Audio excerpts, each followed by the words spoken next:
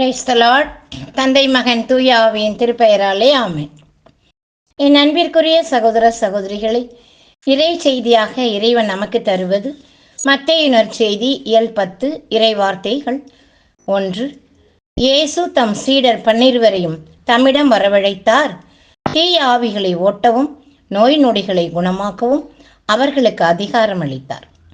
திருத்தூதர்கள் இயேசுவால் விரும்பி அழைக்கப்பட்டவர்கள், திருச்சபைக்கு அடித்தளமிட்ட பணியாளர்கள். ஏசப்பா அழைத்த திருத்தூதர்களில் பணி வாழ்வையும் தூய ஆவியின் வருகைக்கு பின் அவர்களின் நற்செய்தி பணியையும், இப்பணிக்காக தன் உயிரை இந்த வரலாற்றையும் இங்கு காண்போம். வாருங்கள். முதலாவதாக புனித பேதுரு. இவர் திருச்சபையின் முதல் திருத்தந்தை, இயேசுவால் பாறை என்று அழைக்கப்பட்டவர். இவர் அறிவித்த முதல் நற்செய்தியை கேட்டு 3000 பேர்கள் திருமுழுக்கு பெற்றனர் என்று திருத்தூதர் பணியில் வாசிக்கின்றோம். இப்படிப்பட்டவர் தன் மனைவியை சிலுவையில் அறைந்து கொன்ற போதும், தன்னை சிறைப்படுத்தி சித்திரவதை செய்து தலைகீழாய் சிலுவையில் அறைந்து கொன்ற போதும் திட மனதுடனும் எல்லாவற்றையும் இயேசுவிற்காக ஏற்றுக்கொண்டு தன் உயிரை ஈந்தார். இரண்டாவதாக புனித அந்திரேயா. புனித பேதுருவின் சகோதரர். நான் இயேசுவை போல சிலுவையில் அறையப்பட தகுதியற்றவன், என்னை எக்ஸ் வடிவ சிலுவையில் அறையுங்கள் என்று கூறி அதில் உயிர் விட்டவர்.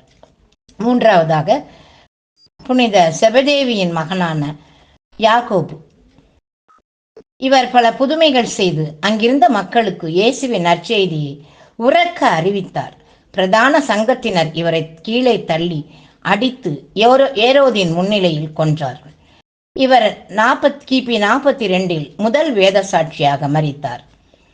நான்காவதாக புனித தீவிரவாதியான சீமோன். இவருக்கு எகிப்தில் மறைப்பணி என்று சீட்டில் விழுந்ததால் அங்கு சென்று பல இன்னர்களுக்கு நடுவே நற்செய்தி அறிவித்து பல புதுமைகள் செய்து பலரை மனமாற்றி கிறிஸ்துவுக்குள் கொண்டு வந்தார். இதை கண்டு பூசாரிகள் இவரை பிடித்து ரம்பத்தால் உடலை 2 பாதியாக வெட்டி கொன்றனர். மறை சாட்சியாய் மரித்தார்.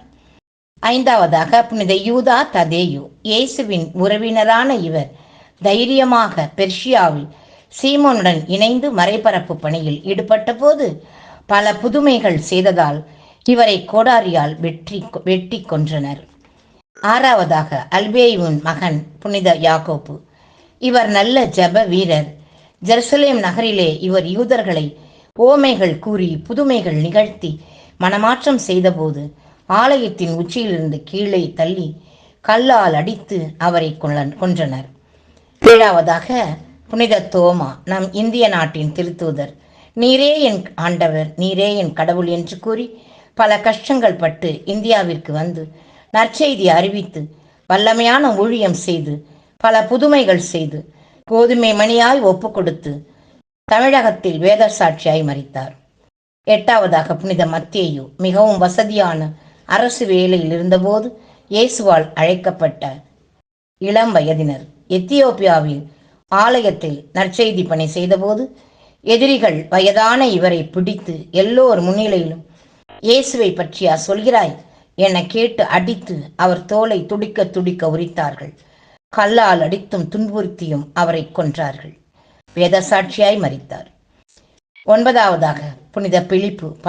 உலகின் பல பாகங்களுக்கும் சென்று நற்செய்தி அறிவித்து பலரை மனமாற்றி பல அரசர்களை மனமாற்றி இறுதியில் பெர்ஜியா நாட்டில் ஹிலாபோலிஸ் பட்டணத்தில் புதுமைகள் செய்து பலரை மனமாற்றினார். இவரை பிடித்து பூசாரிகள் உடலில் துளை செய்து சிலுவையில் வைத்து கல்லால் அடித்து கொன்றார்கள். பத்தாவதாக பர்த்தலேமியு. இவர் புதுமைகள் செய்து இயேசுவை அறிவித்ததால் அர்மேனியா தேசத்தில் தோல் உரிக்கப்பட்டு தலை துண்டிக்கப்பட்டு மரித்தார். இவரது உடல் கடலிலே வீசப்பட்டது. 11ஆவதாக புனித அருளப்பர். இயேசுவின் அன்பு சீடர். பல வழிகளிலும் இவர் துன்புறுத்தப்பட்டு உயிரோடு இருந்ததால் இவர் நாடு கடத்தப்பட்டு வயது முதிர்ந்து இருந்தார். ஜபம்.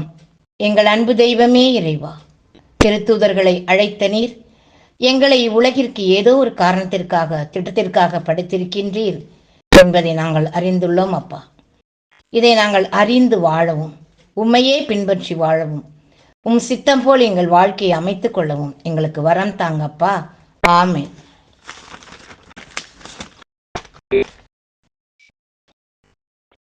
குறைகள் மிகுந்தவன் நான் அன்றோ, அதை தெரிந்தும் அழைத்ததும் ஏன் என்றேன்.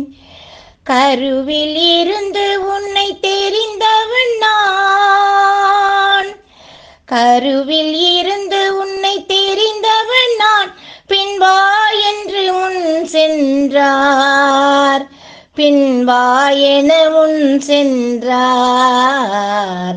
அழைப்பின் குரல் கேட்டேன், என் ஆண்டவர் என உணர்ந்தேன். Praise the Lord. மரியே வாழ்க. ஆமென்.